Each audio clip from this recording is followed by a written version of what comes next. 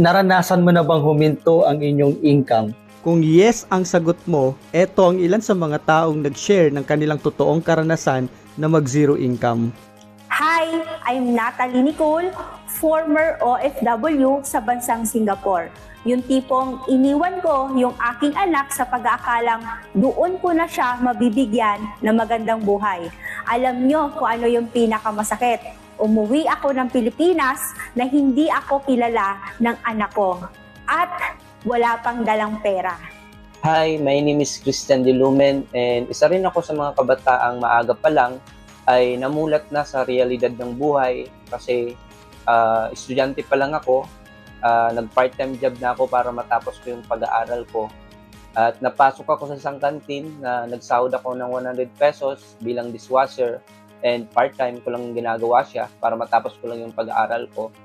And yung mga magulang ko, maliit lang din yung kinikita nila sa trabaho nila, kagaya ng karamihan. At 12 pa kaming mga magkakapatid. Kaya po dumating sa point na yon na naghanap ako ng part-time job para lang matapos ko yung pag-aaral ko.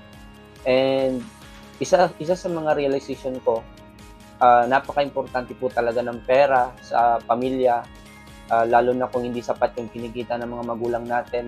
Malaki po yung pwedeng maging apekto nito sa mga anak at sa pang-araw-araw na pangangailangan. Hi, I'm Maylin. Dati akong receptionist.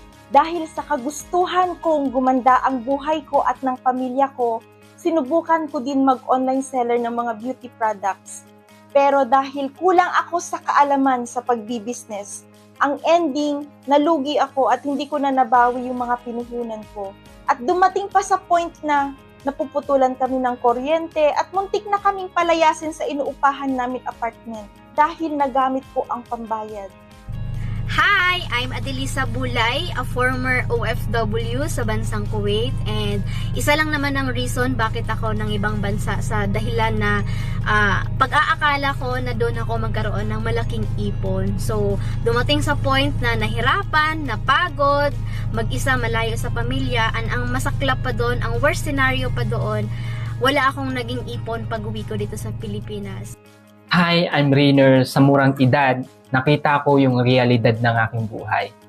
Dahil sa 12 kaming magkakapatid, kaya lagi kong nakikita ang aking mga magulang nakapos. Kaya wala akong ibang ginusto kundi makatulong sa kanila. Kaya dumating sa point na pinasok ko ang iba't ibang klase ng trabaho. Kaya lang, kahit anong gawin kong diskarte, dahil wala akong sapat na diploma, hindi pa rin nagiging sapat yung aking kinikita.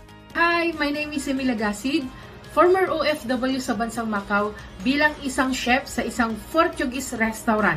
But before po ako napunta sa bansang Macau, naging empleyado muna po ako dito sa Pilipinas, sa Baguio, sa 5-star hotel sa Manila.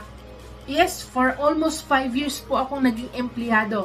Kaya lang, wala pa rin pong linaw na makukuha ko po yung aking mga pinapangarap dahil po kulang yung aking kinikita.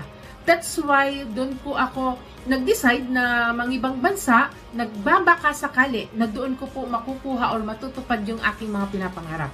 Kaya lang po dahil po sa laki ng cost of living.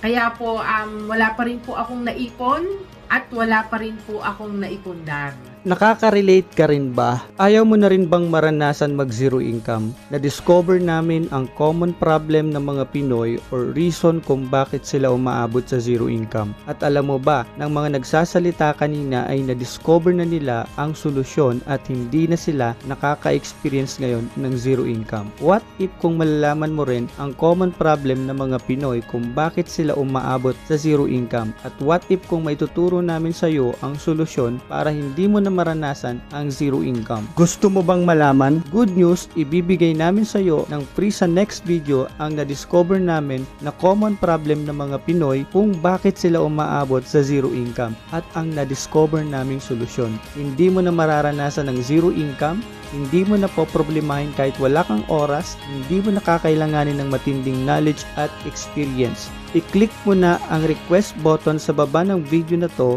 para makuha mo ang limited free access sa next video.